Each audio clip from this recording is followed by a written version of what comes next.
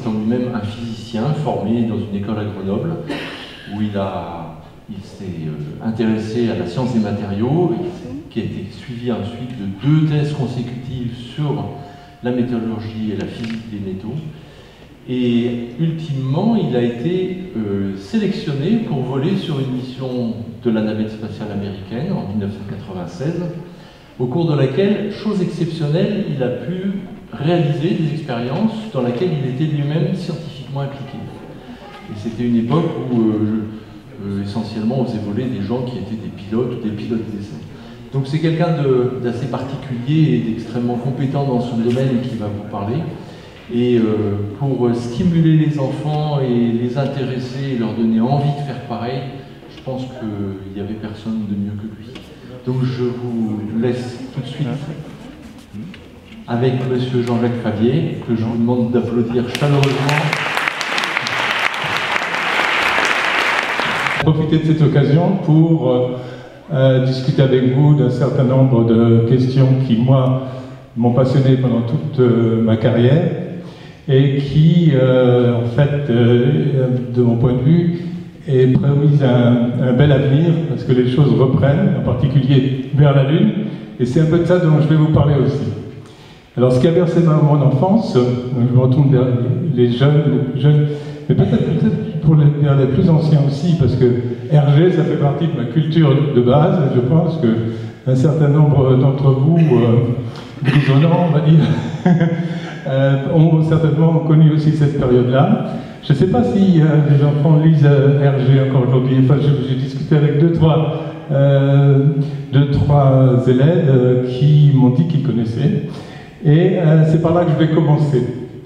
Donc ce sera, je dirais, une mise en jambe relativement aisée, facile à suivre. Et puis, à partir de cela, on discutera un peu des tendances actuelles sur les programmes spatiaux et en particulier le retour sur la Lune. D'où le titre « On va remarcher sur la Lune ». J'en suis quasiment sûr, et avant la fin de la décennie. Mais je vous expliquerai ça un peu plus loin. Alors, ici, on fonctionne comme dans la navette spatiale, c'est-à-dire qu'on ne peut pas envoyer d'ordre directement, il faut passer par Houston. Et Houston, c'est là-haut, c'est l'autre Jean-Jacques qui est aux commandes. Et donc, pour changer les diapos, il faut que je demande à Gigi là-haut de le faire. Alors, Gigi, on y va. Voilà, alors, l'introduction Hervé et la Lune. Je pense que ceux qui sont intéressés à Hergé n'ont pas pu, ne peuvent pas ignorer en fait les 2 albums cultes, enfin cultes pour moi en tous les cas, qui étaient donc Objectif Lune et On a marché sur la Lune. Et ces albums en fait ont été publiés en 1953 et 1954. À l'époque, que savait-on des vols habités? Eh bien, quasiment rien, puisque comme vous allez le voir, le premier homme à quitter la Terre pour aller en orbite, c'est... Bravo, tout le monde suit encore, c'est bien. C'est Yuri Gagarin. Il a fait son premier vol en 57, vous vous rendez compte? Donc 4 ans plus tard. Et donc on ne savait pas, à l'époque où Hergé a donc écrit ses livres, si ce serait possible, si le corps humain pourrait supporter en fait les poussées, etc. Mais il s'est appuyé en fait pour écrire ses aventures sur des gens très sérieux, hein, donc pour les fusées sur les œuvres de Aubert. Et il avait aussi, donc Hergé, comme vous le savez, est belge, hein, et il avait comme ami Bernard Heuvelmans, qui était un zoologiste à la base, mais un scientifique et journaliste scientifique lui aussi. Donc c'est un peu le Michel Chevalet des Belges des années 50, si on veut. Donc c'est lui qui l'a aidé à formuler en fait ses aventures, tout en respectant le mieux possible les lois de la physique, comme on va le voir à travers quelques exemples. Et ce livre, qui était en fait le premier animal à quitter la Terre, à aller dans l'espace, Laika a fait son vol en 57. Donc Milou, c'est lui le premier homme, C'est lui le premier chien dans l'espace et sur la Lune. La suivante. L'équipage aussi principal. On va voir tout de suite après que ce sont les Américains qui ont posé le pied les premiers sur la Lune dans le cadre des programmes Apollo. C'était trois à se diriger vers la Lune. Eh bien, Hergé avait constitué son équipage de 3, avec Tintin, bien sûr, le fameux professeur Tournesol et le capitaine Haddock. Donc ça c'était l'équipage de l'époque. Et aussi, clin d'œil, lorsque Tintin a posé le pied sur la Lune, il a sorti une phrase qui n'a pas été aussi célèbre que celle de Neil Armstrong, on va voir tout de suite après, et il a dit, pour la première fois sans doute dans l'histoire de l'humanité, on a marché sur la Lune. Peut-être que Hergé va faire un peu mieux pour que ça marque bien les esprits. Diapo suivante. C'est ce qui s'est passé, mais 15 ans plus tard, avec Apollo 11, qui était le premier vol donc, qui a permis donc à deux des astronautes américains, Neil Armstrong et Buzz Aldrin, donc de poser le pied sur la Lune. Et là, la phrase célèbre que tout le monde a retenue, c'est bien sûr un petit pas pour l'homme et un grand pas pour l'humanité. C'est vrai que ça sonne un peu mieux qu'on pourrait dire que l'homme a marché sur la Lune. Donc, vous voyez la similitude entre ce que Hergé a créé et la réalité des faits, mais 15 ans plus tard. Vous voyez, donc Hergé vraiment avait anticipé énormément de choses. Houston, la suivante. Alors, Olivier y a fait allusion tout à l'heure. Hergé, dans ses histoires, n'a quasiment jamais, en fait, n'a quasiment jamais violé les lois de la physique. L'état d'apesanteur, il l'avait anticipé, hein, et l'état d'apesanteur, c'est quand on arrête la poussée des moteurs, et c'est ce qui s'est passé par inadvertance lorsque l'un des Dupont a coupé avec sa canne la poussée des moteurs nucléaires, qui leur permettait donc de progresser, mais en même temps de créer une poussée, donc une pesanteur. Il a coupé, et aussitôt, eh bien, tout le monde s'est mis à flotter. Ce que j'ai ressenti aussi, j'en parlerai un peu plus tard moi-même, lorsque on est réellement de la pesanteur, lorsqu'il n'y a plus de poussée. Et c'est comme ça que le capitaine Haddock et Milou se retrouvent à voler dans la capsule. L'histoire du whisky aussi, ça c'est super sympa. Le whisky, en fait, il a anticipé qu'un fluide dans l'espace, c'est-à-dire quand il est plus soumis à des forces de pesanteur, ben, il se met en boule, hein, parce que la seule force qui agit sur le liquide, ce sont les forces de surface, les forces capillaires, et donc ça forme une sphère, et c'est ce que le capitaine Haddock a expérimenté avec son whisky, comme on peut le voir ici. À cette époque-là, bien sûr, on est en 54, personne n'avait suivi ce traitement, et Gagarine ne découvrira que le 12 avril 61, 7 ans plus tard. Donc c'est pas mal, hein, c'est le travail qu'Hergé a pu faire. La suite, alors aussi des découvertes assez extraordinaires. On en retrouve quelques-unes là sur les posters qui sont distribués autour d'un sac, qui sont assez magnifiques. Hergé avait anticipé la présence de glace sur la Lune. On le voit lorsque Tintin glisse sur en fait une glace dans une caverne. L'eau sur la Lune n'a été découverte que la présomption n'a été découverte qu'en 1994 et la preuve qu'en 2009 par donc les deux satellites qui tournaient autour de la Lune. Donc il y a effectivement de l'eau sous forme de glace sur la Lune. Alors c'est pas la glace bien sûr de la banquise ou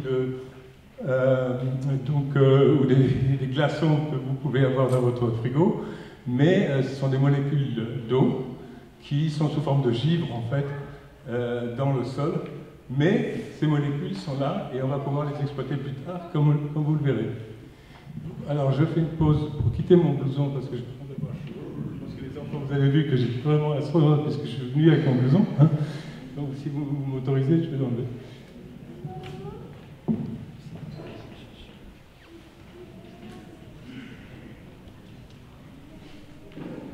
Voilà donc Vous voyez, donc 45 ans à l'avance, Hergé avait prédit la présence d'eau sous forme de glace, bien sûr, sur la Lune. On pourra discuter pourquoi sous forme de glace tout à l'heure si ça vous intéresse. La suivante. Ah, alors là j'ai essayé aussi de comparer, toujours ma référence Tintin, Tintin, Hergé, etc., qui ont baigné mon enfance et qui sont certainement à l'origine de ma vocation, on va dire, d'astronaute, et avec l'actualité. Tout le monde, ou presque, même un autre, je suppose, a entendu parler de Elon Musk, oui, et SpaceX. Donc Elon Musk, que j'ai eu la chance de croiser à l'époque où il était encore abordable, il y a une vingtaine d'années. Maintenant c'est la rockstar, c'est très difficile.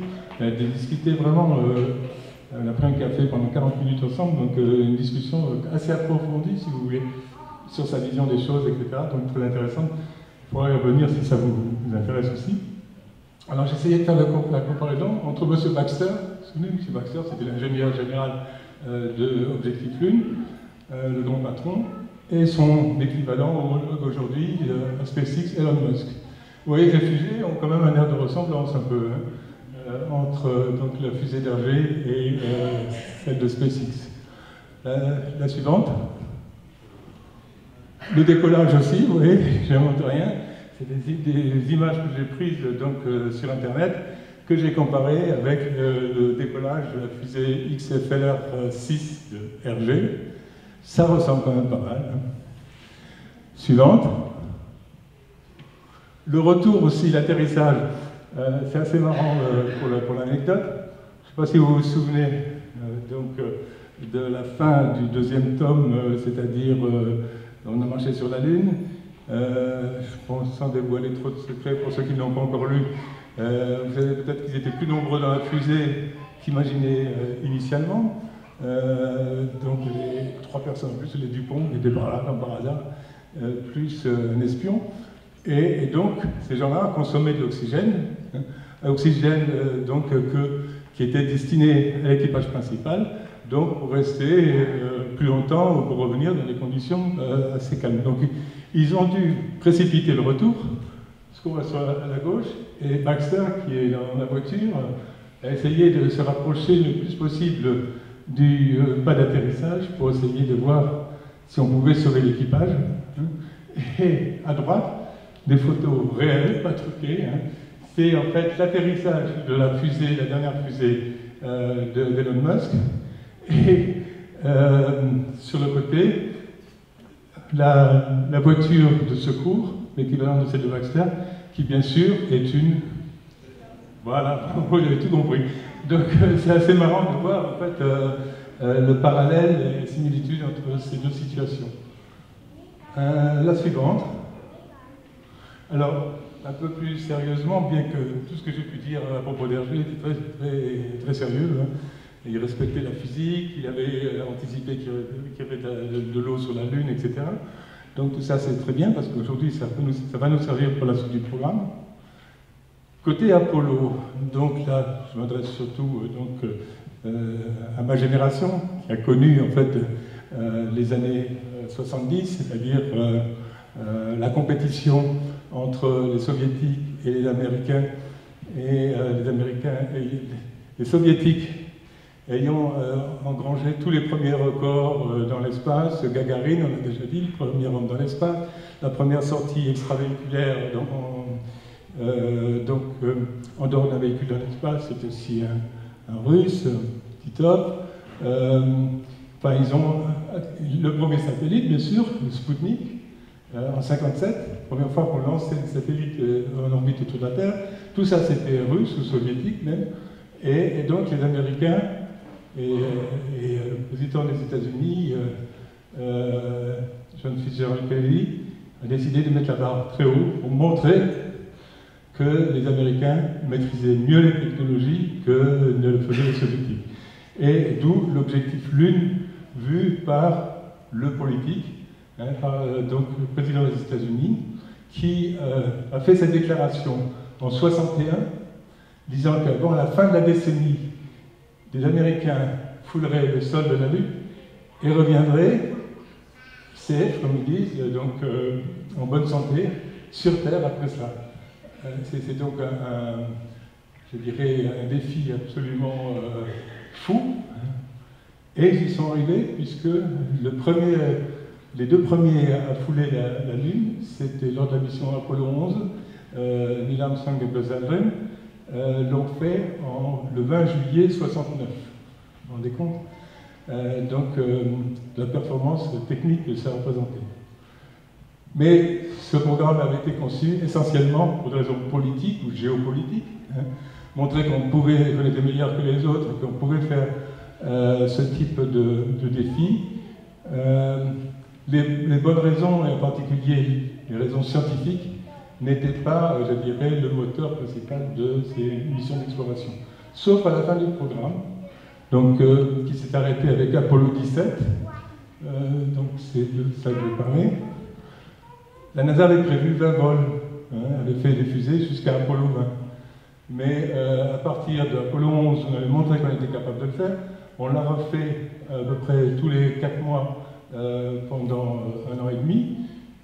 Et donc, je dirais les dirigeants de la NASA ont considéré que bon, c'était pas la peine de continuer puisqu'on avait rempli l'objectif.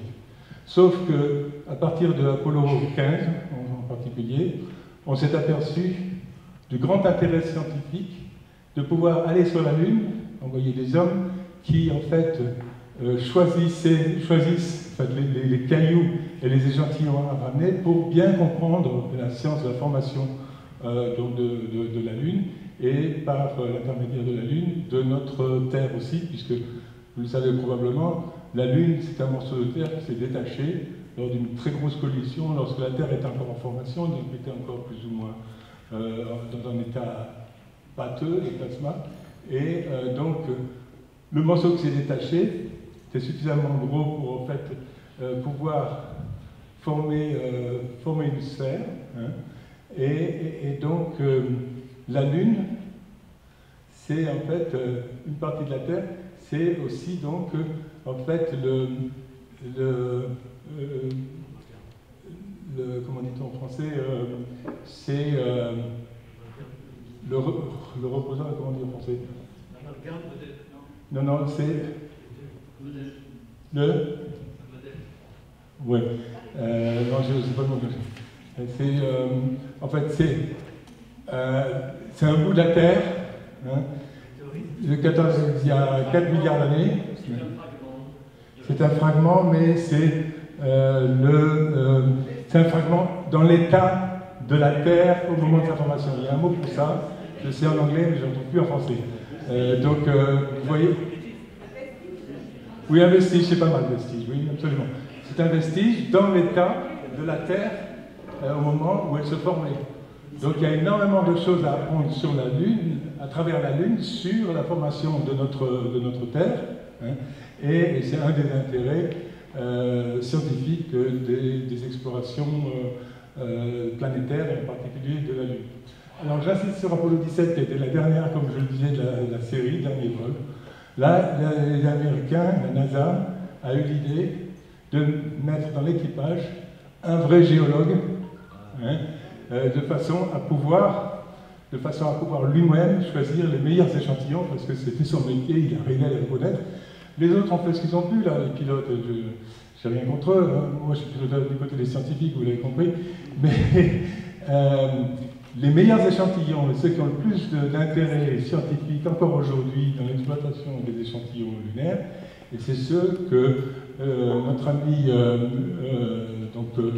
Jack Schmitt, a ramené lui-même parce qu'il savait ce qui avait de l'importance d'un point de vue scientifique et géologique, et c'est lui qui a fait lui-même ses choix.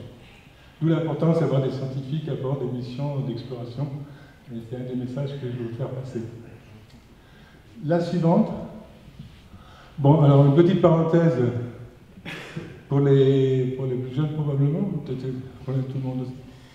Sur mon expérience personnelle, donc très modeste bien sûr dans le cadre du programme des vols habités mondiaux, donc 1961, premier homme dans l'espace, 1969 à 1972, l'émission Apollo, donc, aller sur la Lune et revenir, je dirais, en bonne santé, c'était assez exceptionnel. C'était le pic, je dirais, dans l'histoire des vols habités.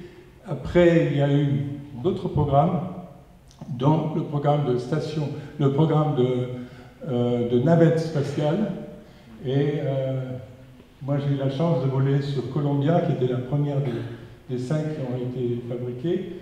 Alors, vous voyez, c'est un concept différent du concept des fusées classiques avec une capsule en haut de 2 ou 3 étages de fusée.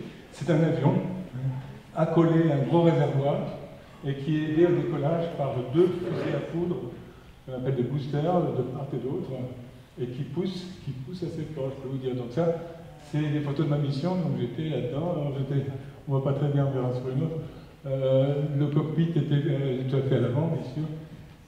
Et ce qui m'a le plus marqué, je dirais, dans cette phase ascensionnelle, quand même assez sévère, c'est pas tellement les accélérations, parce que à l'entraînement, on peut s'entraîner à des accélérations supérieures à la gravité terrestre, en centrifugeuse. Vous avez certainement déjà vu ça, et on s'en dit parler de ça. Donc, et le profil de gravité, c'est ça aussi qui est intéressant à dire, probablement c'est mal connu, c'est pas linéaire dans le temps, c'est-à-dire qu'il y a plusieurs phases. Quand on pousse avec les boosters, etc., eh bien, ça pousse fort. Et puis, on est très vite à Mach 1, c'est-à-dire à la vitesse du son. Donc, pour passer le mur du son, on ralentit. Donc, on est à peine parti, 3 secondes après, pof, on freine déjà un seconde ce qui se passe. Enfin, on est prévu, puisqu'on a eu tous les cycles de simulation. Et puis après, quand on décroche les 2 boosters, eh bien, là aussi, on a l'impression de tomber dans un trou. Alors, ce qui m'a le plus... Mais j'étais habitué, puisque la vitesse en centrifugeuse permettait de simuler ça. Ce qui m'a le plus, par contre, marqué, et un peu inquiété, je veux dire, pendant le décollage, ce sont les vibrations. Parce qu'aucun de nos simulateurs ne vibre, ne la mettent en vraie grandeur. Et donc, mais c'est des vibrations qui sont assez fortes, qui sont de basse fréquence, c'est à peu près 1 Hz, c'est-à-dire comme ça, mais avec des déplacements, on est pourtant arraché fort sur notre siège, de 10 cm de part et d'autre. Donc, pour ceux qui ont quelques notions de mécanique, vous vous dites, pourvu que ça tienne, quoi. Parce que c'est une sollicitation qui est très très forte. Et donc, c'est plutôt ça qui m'a inquiété pendant la phase de décollage. Après, au bout de 8 minutes, on est dans l'espace, on coupe tous les moteurs, on a largué le réservoir et les boosters, et il n'y a plus que l'avion lui-même. Alors, vous voyez, donc je suis resté presque 17 jours. J'ai toujours tendance à parler de 17 jours plutôt que de 16 jours, 21h et 48 minutes, parce qu'il nous manquait juste une orbite de 90 minutes pour passer les 17 jours. Mais même déjà avec 16 jours et 21 heures, on est la mission de la navette qui est restée le plus longtemps dans l'espace. Les missions de navette en général, c'est entre 5 et 12, 13, 14 jours. Donc on est dans le livre des records de Guinness. Donc c'était une mission très longue. 271 orbites, c'est-à-dire 271 tours du monde. Ça en fait pas mal. Et 11 millions de kilomètres. Donc si on avait eu des miles frequent flyers, on aurait eu un paquet. Malheureusement, la NASA n'en a pas donné. Et on était 7 alors. Alors, la suivante. Voilà, donc deux mots sur la technique, sur cet engin exceptionnel. Donc, une fusée au décollage, ça décolle à la verticale comme ça. Dans l'espace, il ne reste plus que la partie avion, puisque tout le reste, on l'a largué. C'est une petite station spatiale, on va voir. Et surtout, c'est un avion en retour, c'est-à-dire que l'avion, ou plus exactement un planeur, vient se poser donc sur la piste à quelques kilomètres du pas de tir de lancement, donc il revient se remettre, rentrer à la maison quasiment au même endroit. Et donc, quand vous y réfléchissez, même si vous n'êtes pas des experts, vous vous rendez compte que pour réaliser un tel engin, faire en sorte qu'il arrive à fonctionner dans de bonnes conditions, entre parenthèses, vous savez qu'on en a perdu 2 quand même, donc Challenger au début du programme, et puis Columbia, la mienne, là, 4 vols après le mien. Donc ça fait froid dans le dos quand même. Eh bien, Donc c'est un engin qui doit conjuguer à la fois toutes les technologies d'une fusée normale, d'un lanceur au départ, des technologies des stations spatiales pour l'espace-vie, etc., et de l'aéronautique au retour, puisque ça se pose sur une piste. Prenez juste un exemple. Pour se poser à la fin, on va voir l'image, ben, il faut des pneus, il faut un train d'atterrissage. Entre parenthèses, c'est des pneus Michelin que la NASA a choisi. Cocorico. Mais ces pneus-là, il faut qu'ils soient à la bonne pression au moment où on en a besoin au retour. Et ces pneus subissent tout le cycle, donc des accélérations et des vibrations pendant la montée, en apesanteur, le chaud et le froid, puisque vous savez, vous verrez que suivant qu'on est à l'ombre ou au soleil, eh bien, on est à moins 150 degrés ou à plus 150 degrés, donc les pneus aussi. Hein, et il faut qu'au moment où on en aura besoin, ben, ils soient en forme. Donc, vous voyez, c'est cette conjugaison des technologies de trois engins donc différents qui sont réunis sur la navette et qui ont fait, d'un point de vue technique, un engin assez exceptionnel. Mais assez dangereux aussi, comme vous le savez, puisqu'on en a perdu deux. Et chaque fois, donc, 7 membres d'équipage, 14 astronautes ont disparu dans ces conditions. La hauteur, c'est à peu près 70 mètres de haut, hein, c'est quand même assez important. La suivante. Voilà, donc le 20 juin 1996, hein, donc, on a fêté le 26e anniversaire déjà. Ça passe vite. Hein. Voilà, on quitte à Cap Canaveral, donc en Floride, l'endroit où on était en quarantaine pour les 10 derniers jours. Donc l'équipage, vous voyez, un équipage de 7, un équipage international, donc essentiellement des Américains, 5, dont une Américaine, Suzanne. Le deuxième à droite, c'est Bob Serge, c'est un médecin canadien. Et le plus grand, c'est moi, tout à fait derrière. Comme dans la chanson de Balabar, les petites voix, les grands derrière. Et voilà, c'est comme ça qu'on part de là vers le pas de tir. Suivante. Voilà, donc à l'heure précise, j'ai beaucoup de chance pour ça, parce que souvent des vols qui sont annulés, et les gens doivent en fait revenir donc au headquarters, donc au crew quarters, pardon, l'endroit où les astronautes sont confinés. Donc moi, il est parti à l'heure, alors quand ça part, bon, c'est très très impressionnant pour ceux qui ont eu la chance de voir ce genre de décollage. Quand on est spectateur, les mieux placés, on est à 5 km du pas de tir.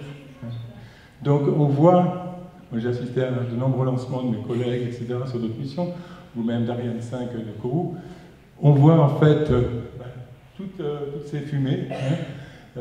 C'est essentiellement de la vapeur d'eau parce qu'on arrose le pas de tir avec de l'eau pour amortir les ondes acoustiques. Donc ça fume, etc. Ça commence à décoller, mais on n'entend rien. On est assez loin, on est à 5 km. Et tout d'un coup, vous avez le son des moteurs, qui est un son grave, qui vous arrive aux tripes par le sol, en fait. C'est pas les oreilles, c'est les vibrations du sol qui, en fait, vous indiquent que ça vibre et que ça fait du bruit. Donc, très, très, très impressionnant. Suivante. Voilà, donc quand on arrive dans l'espace, il y a deux choses extraordinaires. C'est regarder par la fenêtre, par le hublot, et puis se décrocher de son siège pour flotter en apesanteur.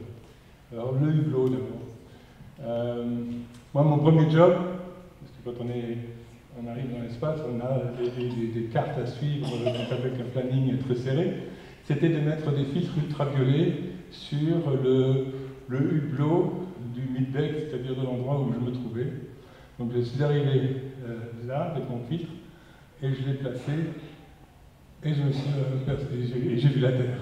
C'est pas cette photo-là, au-dessus de l'Afrique, mais pareil, j'ai vu la Terre, ça bougeait. Je suis resté séché, je me suis dit, dans des photos, j'en ai comme ça de la Terre, j'en ai vu des tonnes. Mais là, c'était avec mes propres yeux, ça bougeait, et je me suis dit, cette fois-ci, c'est plus une simulation, je suis réellement dans l'espace. Donc, voir la Terre, alors, on n'est pas très haut, on est à 400 km de la Terre, c'est pas très très loin, mais suffisamment quand même pour être en dehors de l'atmosphère, etc., ne pas subir de force de frottement. Et on voit des détails, alors celle-là, j'aime beaucoup. c'est en fait un lever de soleil sur l'Atlantique Nord. Vous voyez, on voit le soleil en haut à droite. Hein. Tout le bleu, c'est l'Atlantique, et le blanc, ce sont des nuages. Mais vous pouvez voir, du moins les premiers rangs, certainement, les deux flèches que j'ai mises, qui montrent très nettement la ligne jour-nuit, hein, donc au premier plan, et même la ligne de crépusculaire, c'est-à-dire il y a une zone là qu'on voit très nettement, où en fait il y a encore de la lumière, mais il n'y a pas encore le soleil. Hein. Et donc je trouve qu'elle a beaucoup de valeur, j'aime beaucoup, parce qu'on voit très nettement que la Terre tourne, et donc il y a une partie au soleil et une partie donc à l'ombre. Suivante. Alors, regardez par la fenêtre, c'est assez exceptionnel. Je pense que vous avez tous reconnu, ceux qui ont fait un peu de géographie. Ouais, bravo. C'est Gibraltar, avec le Maroc à droite, l'Espagne à gauche, et puis le rocher de Gibraltar en bas à gauche. Donc, on passe de l'océan Atlantique à la Méditerranée. Et bon, ce sont des vues qui sont absolument exceptionnelles. Alors, ça, des fois, c'est un peu difficile de se retrouver parce que on a l'habitude des atlas avec le nord en haut, le sud en bas, etc. Et en fait, suivant l'attitude de la navette sur son orbite, d'une part, quand on va à la fenêtre, comme dans un avion, on pense voir la Terre en bas et c'est en haut.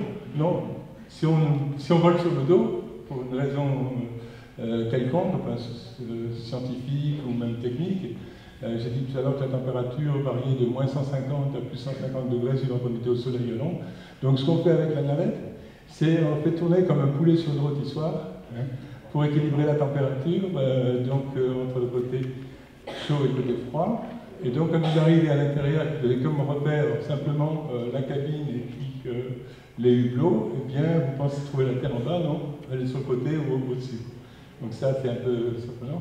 Mais on voit très très bien les détails, alors le jour on voit comme ça, mais la nuit aussi bien sûr, toutes les lumières, on peut voir son petit coin de campagne, seulement il faut être là au bon moment parce que quelques secondes plus tard, on est déjà trop loin, parce que la vitesse c'est quand même 28 000 km/h. 28 000 km/h. N'oubliez pas les zéros, c'est Mach 25, c'est 25 fois la vitesse du son. Donc ça va très vite, vous n'êtes pas là au bon moment, vous le voyez. Il faut attendre l'orbite suivante ou plusieurs orbites. La suivante, voilà, donc ça c'est à l'intérieur de la navette spatiale, dans la soute, on pouvait mettre différents instruments, des satellites à mettre en orbite, mais aussi un laboratoire, ça c'est un laboratoire européen, merci l'Agence spatiale européenne, qui s'appelait Spacelab, hein, qui était bourré comme un œuf d'expériences scientifiques et dont j'avais la responsabilité de la moitié d'entre elles, donc 43 expériences, comme on va voir sur la diapo suivante, je crois. Voilà. Alors bien sûr, l'autre avantage, c'est, j'ai parlé de la vue, mais regardez, flotter aussi, c'est assez exceptionnel, hein, parce que pour se déplacer, on pousse avec un doigt sur une des parois et puis on se retrouve à l'autre bout du laboratoire ou de la station spatiale, ça c'est quand même très sympa. Et puis faire des pirouettes, c'est facile. Mon premier triple salto arrière, je suis arrivé à le faire à 47 ans, mais dans l'espace, hein. Au sol jamais. Ça c'est sympa. Vous voyez que le laboratoire est plein de matériel, hein, et donc il y a énormément de choses à surveiller. La suivante. Pour dormir, il n'y a pas énormément de place, dans la navette en tous les cas, mais dans la station spatiale, c'est presque pareil. Il y a des cabines, donc pour avoir un peu d'intimité, mais pour y rentrer ou en sortir, c'est pas simple du tout. Suivante. Dans le laboratoire, donc, on était plusieurs à travailler. Donc, mes collègues du bas s'occupaient essentiellement de physiologie humaine et de sciences et de médecine spatiale, et moi, donc, je me mettais en général en haut, au plafond, enfin, quand je dis en haut, il n'y a pas de haut ni de bas, hein, mais la partie la moins occupée pour faire des expériences de physique, de mécanique de fluide, etc. Suivante. Et, comme je vous disais, après presque 17 jours dans l'espace, retour de la navette à Cap Canaveral, donc à 5 km du pas de tir, comme un avion, hein, et ça, c'était une impression absolument extraordinaire aussi. Suivante. Alors, voilà. Donc ça, c'est un peu le passé. Parlons un peu de l'avenir. Parce que le temps passe.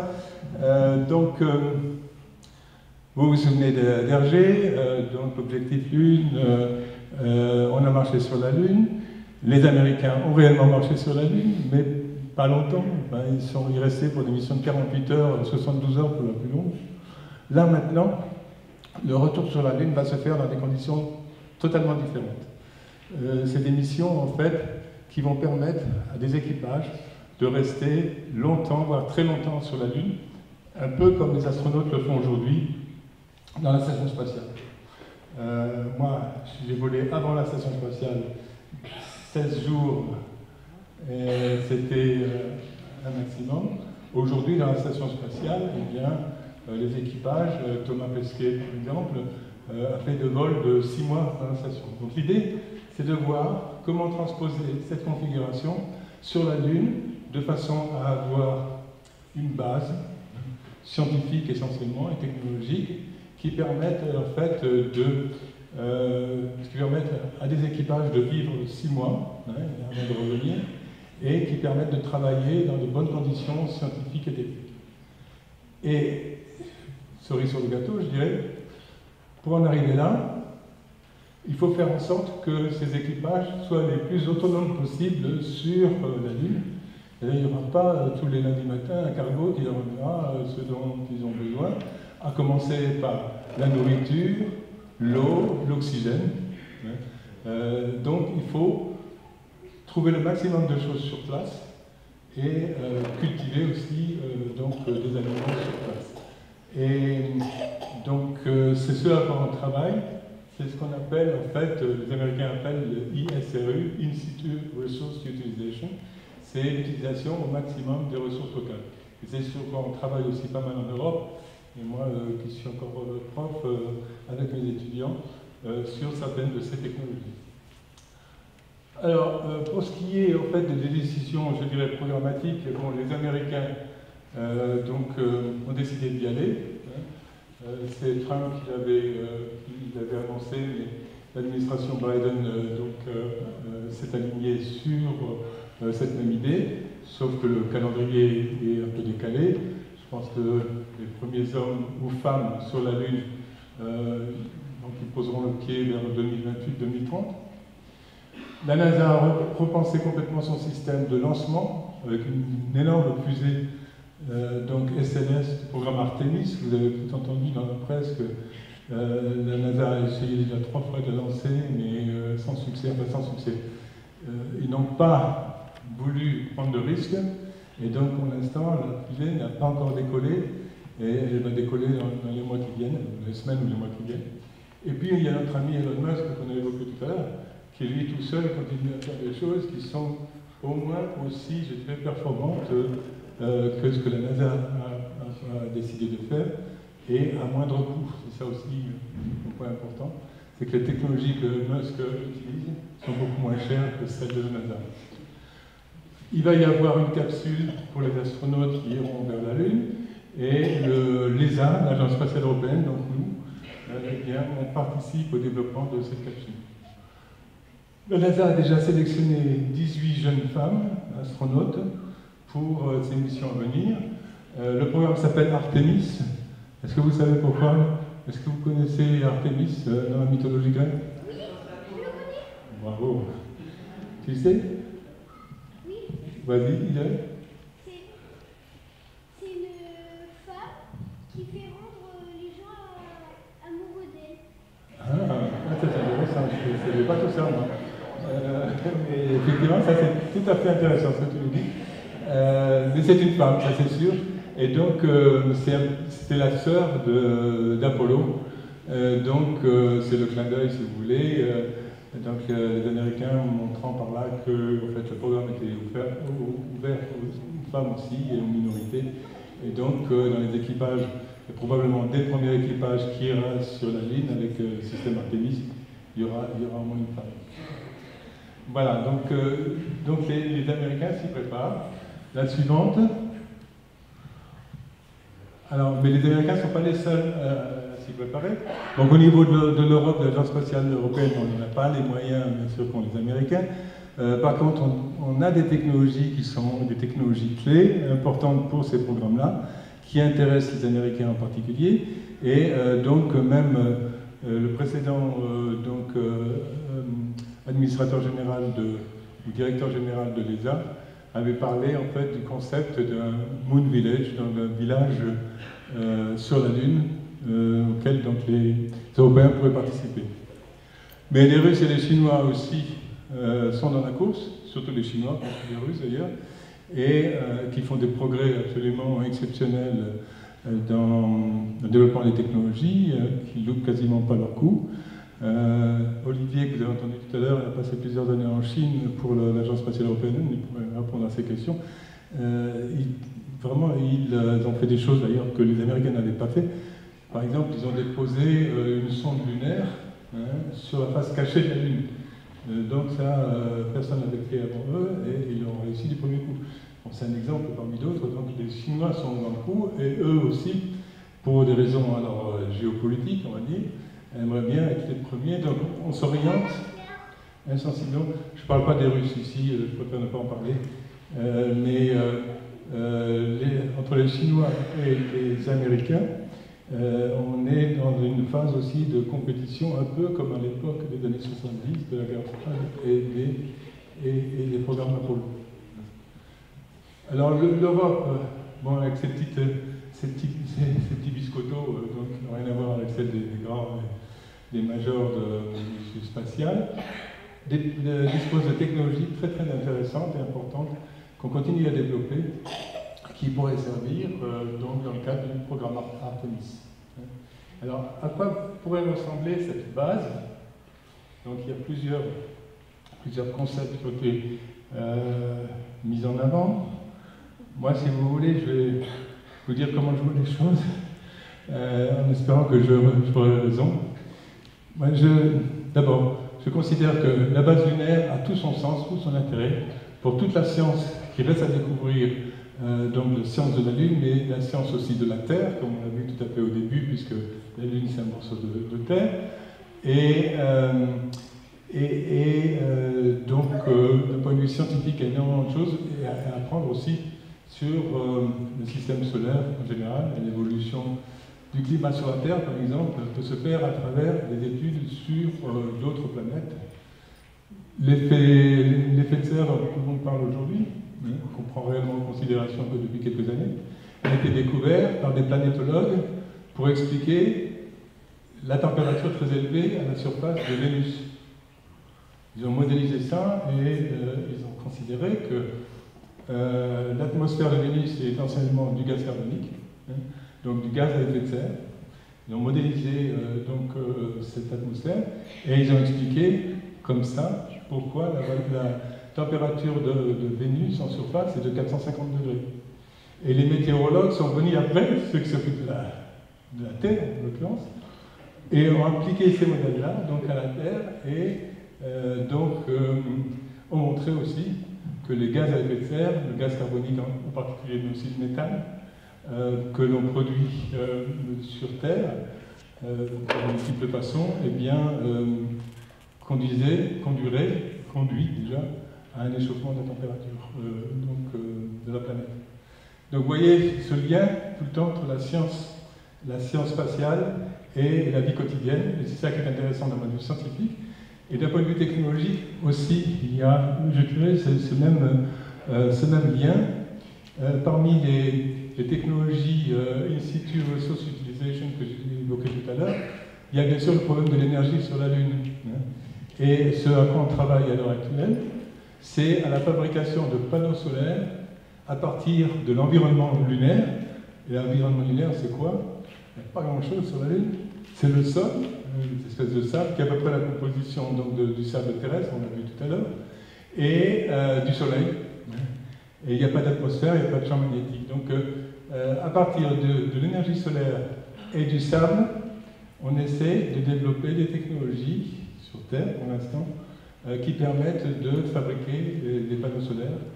Et une des startups créé par certains de mes étudiants, à laquelle je participe, a pour objectif de développer en fait, des panneaux solaires dans le désert, hein, en Afrique ou en Australie, etc., uniquement avec ces deux éléments. On est en train d'en faire la démonstration avant d'envoyer tout ça vers la Lune. Donc vous voyez, les technologies qu'on développe pour la Lune ont leur intérêt sur Terre, et c'est ça que j'aime bien, si vous voulez, dans ce débat. La dernière phrase, là, je parle de l'émergence du tourisme spatial. Je crois qu'on est obligé de prendre ça en considération, qu'on aime ou qu'on n'aime pas.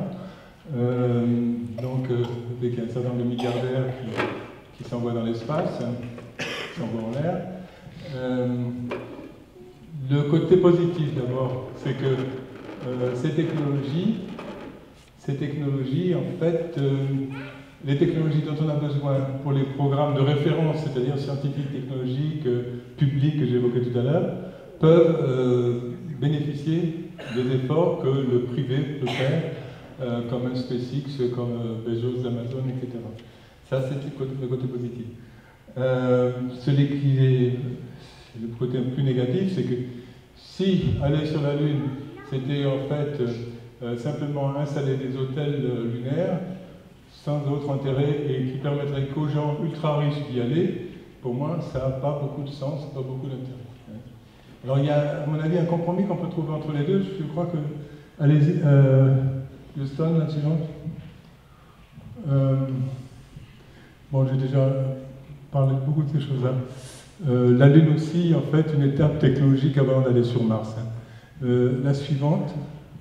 Voilà, c'est ça que je voulais vous montrer. Vous savez, aujourd'hui, si vous êtes riche, vous pouvez vous payer une croisière pour 50 000 euros en Antarctique, poser le pied sur le 6e continent et donc approcher aussi des bases scientifiques, celles au moins qui sont au bord de l'océan. Et ce qu'on risque de trouver, à mon avis, plus tard pour la Lune, c'est à peu près le même schéma, c'est-à-dire que ce sont donc les intérêts, je dirais, autour de la science et de la technologie, essentiellement payés par les agences spatiales et certains industriels du spatial, qui pourraient éventuellement servir à des excursions, je dirais, pour des gens riches qui pourraient aller sur la Lune et à ce titre-là paieraient le développement de technologies qui pourraient resservir au programme public. Donc c'est un peu le schéma que j'ai en tête. Alors, quelle va être la taille de ces villages lunaires ou de ces bases lunaires? Moi, ce que je défends, c'est, encore une fois, la comparaison avec l'Antarctique. Alors, en Antarctique, il y a plusieurs bases, dont une base franco-italienne qui s'appelle Concordia. Les gens y restent 6 mois. Je disais tout à l'heure qu'on essayait de faire en sorte que les astronautes restaient 6 mois sur la Lune aussi. Combien sont-ils? Ils sont une quinzaine. Ils sont 15 à 18 pour l'hibernation. Et en fait, ils sont là. Donc ça fixe, je dirais, l'échelle de la taille en fait, de la base qu'il va falloir créer. Et soit dit entre parenthèses, si je prends toujours l'exemple de l'Antarctique, vous avez bien sûr des scientifiques, vous avez des ingénieurs dans l'équipage, etc.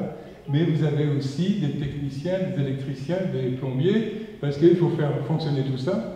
Donc ce que je prétends, c'est que tous les métiers seront appelés à aller vers la Lune. On pourra être astronaute plombier, toujours parce qu'on en aura besoin.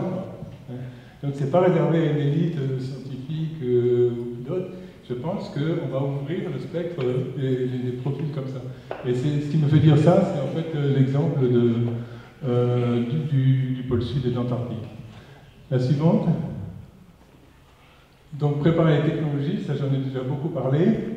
Le problème principal, c'est l'oxygène et l'eau. Alors l'eau, on sait qu'il y en a depuis Hergé, enfin sûrement depuis l'émission des débuts des années 2000. Hein. Et en fait, le problème, c'est d'arriver à l'extraire, c'est pas des glaçons, c'est pas des cubes, hein, l'extraire en fait du sol. Et donc, il faut mettre au point certaines technologies. Et l'oxygène, il y en a dans l'eau, hein, vous savez. Donc, par électrolyse de l'eau, il faut obtenir de l'oxygène et de l'hydrogène. Et l'oxygène, donc, peut servir pour les astronautes pour respirer. Voilà, donc c'est des exemples de technologies sur lesquelles on travaille dans l'ISRE, l'Institute of Resource Utilization.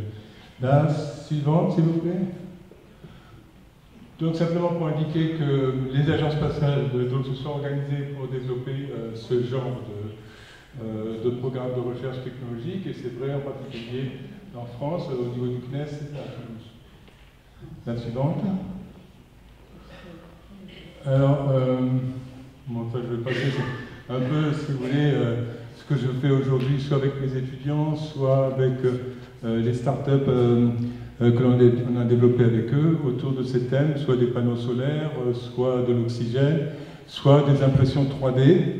L'impression 3D, tout le monde sait ce que c'est maintenant. Ce qu'on essaie de voir, c'est dans quelle mesure on peut faire des objets par impression 3D directement à partir du sable lunaire, c'est-à-dire du régolithe. Et c'est pas évident. Hein. La suivante. Voilà, donc ça c'est la start-up Mana Electric, qui développe les panneaux solaires de façon tout à fait automatique à partir du sable et de l'énergie. Et bien sûr, il va falloir créer des habitats. Les premiers habitats qu'on risque de voir apparaître, c'est ces habitats gonflables. Ça, c'est une autre start-up avec d'autres étudiants. Et puis Peter Weiss, qui était l'ancien directeur des programmes spatiaux au COMEX à Marseille. Et autour de ces thématiques-là, on a créé quand même déjà une cinquantaine d'emplois. Suivante. Je vais terminer avec ça, je reviens à Hergé. Donc mon maître quelque part. Et Hergé, c'est son écriture, semble-t-il, a écrit « À force de croire en ses rêves, l'homme en fait une réalité ». C'est ce qui s'est passé à l'époque d'Apollo, et c'est ce qui va se passer demain avec les bases lunaires à venir. Voilà, je m'arrête là. Merci beaucoup pour votre attention.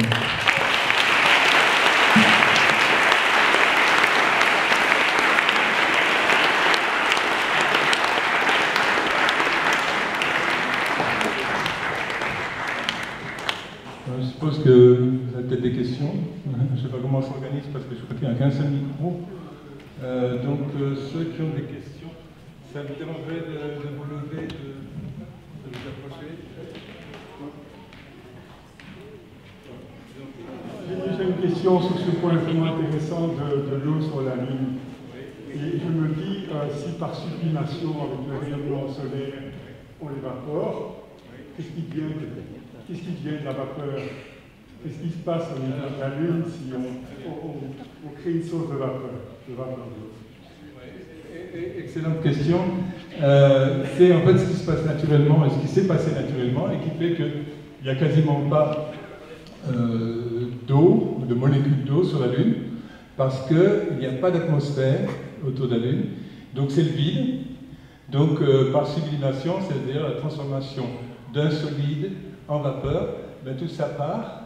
Et comme la taille de la Lune n'est pas suffisamment grande pour avoir un champ de gravitation suffisamment fort pour maintenir son atmosphère, ce qui est le cas heureusement sur la Terre, mais la Mars aussi qui est plus petite, qui a à peu près une taille intermédiaire entre la Lune et la Terre, a une certaine atmosphère. Elle est assez ténue, mais parce que la gravité est suffisante. Alors ça veut dire quoi, pratiquement? C'est que l'eau, ou les molécules d'eau, on ne peut les trouver qu'aux endroits qui restent dans l'ombre en permanence, parce que dès que vous êtes au soleil, eh bien, vous avez en fait cette sublimation, c'est-à-dire la formation de vapeur qui s'échappe. Alors, heureusement, donc ces satellites nous l'ont montré, il y a des endroits privilégiés où on sait qu'il y a de l'eau, sous forme de glace ou de givre, comme je le disais tout à l'heure, c'est un mélange avec le régolithe. C'est au niveau des deux pôles, et en particulier au niveau du pôle sud. Et en particulier au niveau du pôle sud, vous avez des cratères qui sont très profonds, et qui fait qu'il y a des points. Donc, un jour lunaire, c'est 14 jours terrestres, c'est-à-dire il y a 14 fois 24 heures terrestres de soleil sur la Lune et la même durée de nuit. D'accord? Donc, vous passez de moins 150 degrés à plus 150 degrés, suivant que vous regardez le soleil ou pas. Sauf au niveau des pôles, parce que la lumière du soleil est très rasante, et si vous avez un cratère suffisamment profond, eh bien, il y a une partie qui ne voit jamais le soleil. Et c'est là qu'on a les traces d'eau. Et dans le même temps, c'est pour ça que quand on va y aller dans les années qui viennent, avant 2030, hein, on ira au pôle sud, hein, parce qu'il y a ces endroits qui sont des réserves d'eau, et il y a que là qu'il peut y en avoir. Et dans le même temps, sur, je dirais, les bords des cratères profonds, hein, vous avez des montagnes, des crêtes, qui, elles, voient le soleil en permanence, par contre, parce qu'elles sont en haut, en rasant peut-être, mais elles sont toujours au soleil. C'est ce qu'on appelle des points de lumière éternelle. Et donc, les panneaux solaires, pour avoir l'énergie, etc., on va les installer là-haut, et pas loin de là, en bas, il y a l'eau. Oui? Viens, tu peux venir ici, parce que le fil n'est pas assez long. Comment vous mangez? Alors, comment est-ce qu'on mange dans l'espace? Dans la station spatiale d'aujourd'hui, là, la grande station spatiale dans laquelle Thomas Pesquet est allé déjà 2 fois, comme dans la navette où j'étais précédemment, on amène sa nourriture, hein, mais sous forme la plus condensée possible, parce que ce qui tue, ce qui est un paramètre important, c'est le poids ou la masse de ces choses-là. Donc on ne peut pas partir avec des boîtes de conserve trop lourdes, etc., parce qu'il va falloir le mettre en orbite et il faut des fusées en conséquence. Donc ce qu'on fait, ce que la NASA a fait, c'est elle a développé en fait de la nourriture qui est déshydratée, hein, qu'on trouve maintenant dans le commerce, chez Decathlon, etc., quand on va aller en montagne. Il suffit de mettre de l'eau dedans pour obtenir une bouillie qui est censée être notre repas. Alors, on prend l'eau, oui, très bien. Alors, sur la station, sur la navette spatiale, il n'y avait pas de problème. On avait trop d'eau d'abord, parce que l'énergie, on n'avait pas de panneaux solaires sur la navette, hein, alors que vous avez vu la station spatiale, d'immenses ailes de part et d'autre, qui sont des panneaux solaires. Donc, nous, l'énergie, on l'emportait sous forme d'oxygène et d'hydrogène qu'on recombinait. Hein, c'est les piles à combustible, certaines servent pour certains véhicules déjà aujourd'hui. Hein. En recombinant les deux, on produit beaucoup d'énergie et on produit beaucoup d'eau. Donc nous, on avait suffisamment d'eau pour se laver, pour préparer cette fameuse nourriture, et même à un point qu'on en rejetait par-dessus bord. C'était la seule chose qu'on rejetait par-dessus bord. On produisait 200 litres d'eau par jour. Alors sur la station spatiale, ils n'ont pas de pile à combustible. Donc l'eau, il faut leur livrer, effectivement, chaque fois qu'il y a un cargo, tous les 3 mois, qui va donc les rejoindre, on amène en fait des bidons d'eau. Et donc c'est quand même assez pénalisant. Alors ce qu'il faut savoir quand même, d'un lieu un peu technologique, c'est que l'eau, sur la station spatiale par exemple, est recyclée 4/5e. 80% de l'eau peut resservir. On a des systèmes qui permettent en fait de récupérer l'eau, de la nettoyer, bien sûr, et les astronautes aiment dire que bon, je bois aujourd'hui mon café d'hier. Voilà. Alors, les sources principales d'eau dans les stations spatiales de volabilité, c'est quoi? Non, c'est pas l'urine, c'est en fait la vapeur d'eau quand on respire. Et donc, on a des grandes plaques froides de condensation, comme dans les vieilles maisons des grands-mères mal isolées à l'époque. Je ne sais pas si vous connaissez, mais ici vous êtes dans le sud, pas ces problèmes-là, mais quand il fait très froid à l'extérieur, la maison est mal isolée, sur les vitres, vous voyez perler de la vapeur et des gouttes, etc. C'est comme ça qu'on fait dans la station, et on récupère cette eau. Bien sûr, on la traite chimiquement, biologiquement, pas quelque chose, mais on en récupère 80% quand même. Donc un astronaute, pour vous donner l'ordre de grandeur, il a droit à 5 litres d'eau par jour, pour tout, hein, pour manger, pour boire, pour faire sa toilette, etc. Donc vous essayerez, si vous voulez, ce week-end, à vous contenter de 5 litres d'eau pour tout. Vous verrez que c'est pas gagné. Hein. Et sur ces 5 litres d'eau, il y a 4 litres qui sont recyclés, ils ont droit à 1 litre d'eau fraîche, on va dire, par jour. Donc ça limite quand même les quantités. Une autre question. Oui? Combien pèse de tonnes le noyau métallique? Combien Pèse de tonnes le noyau métallique? Quel noyau métallique? Ah, tu parles des noyaux planétaires ou de la Lune? Alors là, c'est une bonne question, je n'ai pas la réponse, mais c'est l'essentiel de la masse de la planète ou de la Lune en l'occurrence. Donc c'est le noyau. Alors sur Terre c'est pareil, bon, le noyau, enfin la Terre, mais de côté les océans, l'eau est venue après. Mais c'était donc du plasma très très chaud, hein, de la matière très très chaude, qui s'est refroidie d'abord en surface, donc ça fait des croûtes, ça fait des continents, c'est simple. Mais ces croûtes-là, ben, elles bougent, hein, c'est les plaques tectoniques, vous le savez, donc il peut y avoir des tremblements de terre. En dessous, ben, c'est du plasma liquide encore. Mais au centre, la pression est tellement forte, et donc c'est de plus en plus chaud. Hein. Et donc la pression est tellement forte que malgré la chaleur plus élevée qu'au milieu de la Terre, la pression fait que le noyau est solide. Donc le cœur de la planète est solide, bien qu'il y ait une température supérieure à la zone du plasma intermédiaire. Et alors qu'on les appelle, je ne sais pas te dire. Autre question. Ici, elle a dit. Ah, pardon, excuse-moi. Puisque la Lune, c'est un morceau détaché de la Terre, est-ce qu'un jour la Terre, elle peut devenir des morceaux de Lune ou pas? Je veux dire par là que on risque, est-ce qu'on peut retrouver le phénomène qui s'est produit lorsque la Lune s'est détachée? Et donc je te rappelle que ça s'est détaché parce qu'il y a une autre planète qui était en formation, qui est venue cogner la Terre et pouf, il y a une grosse goutte qui est partie, qui a formé la Lune. Est-ce que ça peut encore se reproduire? Eh bien, l'avenir nous le dira, je ne peux pas dire non. Et c'est bien possible. Maintenant, à quelle échelle, je ne peux pas te dire. Alors nous, ce qu'on deviendrait dans ce contexte-là, c'est pas très bien. Tu as entendu parler bien sûr, des dinosaures, hein, et les dinosaures ont disparu il y a 60 millions d'années à peu près, parce que, maintenant on en est quasiment sûr, il y a un astéroïde assez gros qui est venu cogner la Terre, hein, et qui a créé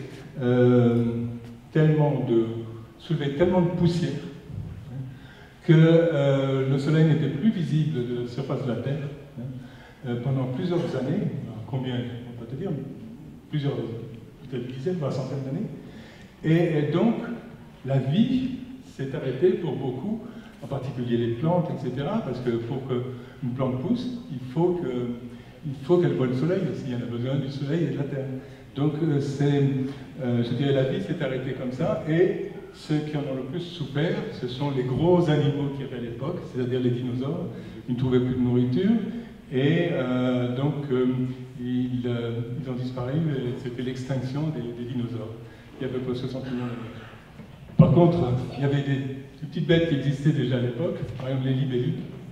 Les libellules, il y a à peu près 80 millions d'années, donc c'est très très vieux. Eh bien, ils sont arrivés à se planquer là où ça va bien pour survivre et ressortir lorsque le soleil est revenu et que la végétation s'est développée à nouveau.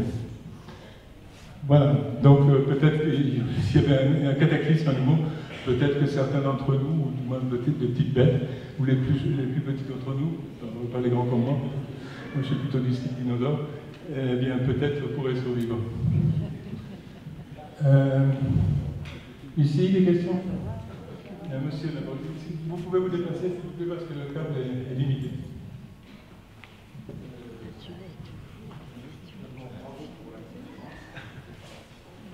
Non, simplement, j'ai deux questions rapides. Vous avez rencontré Musk il y a 20 ans.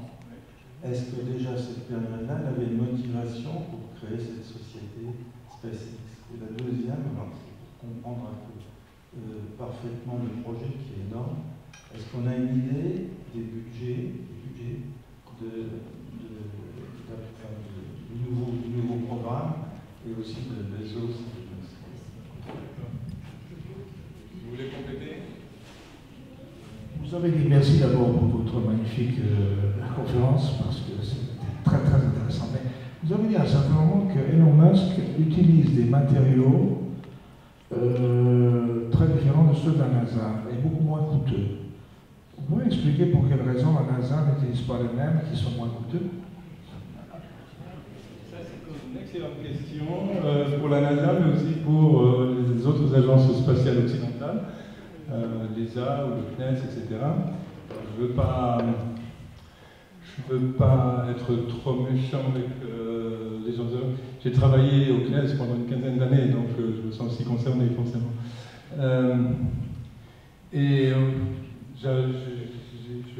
J'étends votre question je dirais, aux différences entre les fusées occidentales et les fusées russes. Parce que les fusées russes, c'est fait aussi de façon, je dirais, très rustique. et ça marche quand même très souvent, ça marche beaucoup. Je crois que le gros défaut des Occidentaux, donc de la NASA, de l'ESA, du CNES, etc., des ingénieurs de ces boîtes-là, c'est en fait de rechercher la perfection ou l'innovation à tout prix. Et ça, innovation, qui dit innovation, dit des coûts très élevés.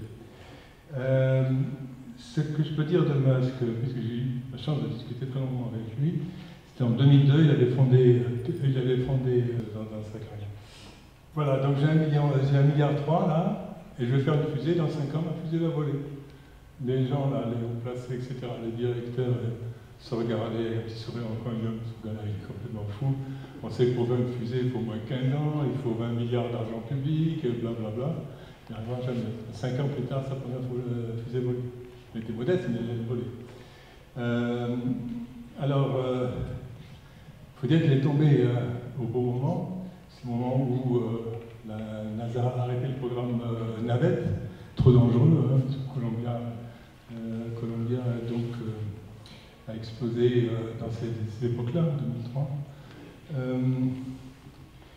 Donc lui, il avait cette ambition d'envoyer des satellites dans l'espace, et puis des hommes un jour, même vers Mars, il en parle, mais je dirais avec une approche d'industriel et donc une approche, je dirais, économe, hein, commerciale quelque part.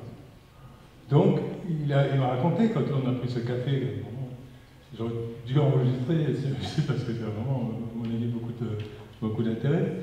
Il m'a dit, moi, ce que je veux, c'est faire en sorte que ça marche et que ça fasse du fric. Et donc, il a collé une bande d'experts à étudier toutes les sources de défaillance de toutes les fusées du monde depuis les V2, depuis la fin des années 40, fin de la guerre, les années 44-45. Et à partir de ça, il a fait une analyse et il m'a dit, voilà, ma fusée sera comme ça. La première source de panne, c'est en fait la propulsion trop sophistiquée. Des moteurs comme ceux de Saturne, de la Navette, d'Ariane aussi, donc des moteurs cryogéniques, oxygène-hydrogène, c'est ceux qui sont les plus efficaces, mais qui sont très difficiles à mettre au point, très difficiles à recycler aussi. Donc il a éliminé ça, et il a dit, je vais faire, finalement ce que font les Russes, je vais faire mes premiers moteurs, ce sera des moteurs kérosène, oxygène, hein, pour faire ça comme un moteur d'avion, on va dire, kérosène, oxygène. Et il est parti sur cette idée-là. Donc, ça c'est le premier élément. Deuxième élément, il a dit, je vais développer qu'un moteur, toute la série, et donc, suivant la poussée dont j'aurai besoin, et bien au premier étage, j'en mettrai plus ou moins. Donc il a commencé par Falcon 1, et là il a mis un Falcon 9, celui sur lequel il s'est stabilisé, qui est presque l'équivalent d'Ariane 5, hein, plutôt Ariane 4. Donc Falcon 9, pourquoi? Parce qu'il y a 9 moteurs au premier étage. Et au second étage, il y a le même moteur Merlin qu'au premier. Donc il n'y a qu'un moteur développé. Donc il les a développés aux États-Unis avec les assurances qualité américaines, c'est-à-dire en général ça ne foire pas. Et effectivement, ça ne foire pas. Le deuxième élément aussi qu'il a considéré, c'est, source de panne, c'est la séparation en étages. Il a dit, ma fusée aura 2 étages, parce qu'il y en a 3, 4, même 5 parfois. Donc il y aura 2 étages, et puis je vais faire comme les Russes, encore une fois, au lieu de mettre de la pyrotechnie un peu compliquée, etc., je vais mettre des verres hydrauliques pour séparer les étages, et comme ça j'arriverai à... C'est ce qu'il avait fait, donc Falcon 9 c'est comme ça, c'est 9 moteurs au premier étage, le même Merlin au second, et puis de la séparation hydraulique. Donc vous voyez, il est parti sur des concepts efficaces et les moins chers possibles. Et là, le dernier exemple, certainement le plus flagrant, vous savez qu'il développe une hyper fusée pour aller vers Mars un jour, vers la Lune d'abord. Eh bien, plutôt que de prendre des matériaux très chers, des composites, etc., il est fait en acier inoxydable. Ben oui, mais alors bien sûr, il faut pousser plus fort, c'est plus lourd, mais il passe après, il met 36 moteurs, lui, pour son premier état. Et apparemment, ça marche déjà. Il n'a pas encore été en orbite, mais il va le faire dans le mois qui vient, peut-être même avant Artemis de la NASA. Et donc, vous voyez, c'est ça, c'est son mode de raisonnement, et c'est ce qui fait qu'il est efficace. Quand il a dit qu'il avait 1,3 milliard dans sa poche, vous vous souvenez, ce que je vous disais tout à l'heure, il m'a dit, bon, c'est les fusées qui m'intéressent, c'est pas Internet, mais je ne veux pas mettre tout mon argent dans les fusées, parce que j'ai un autre projet.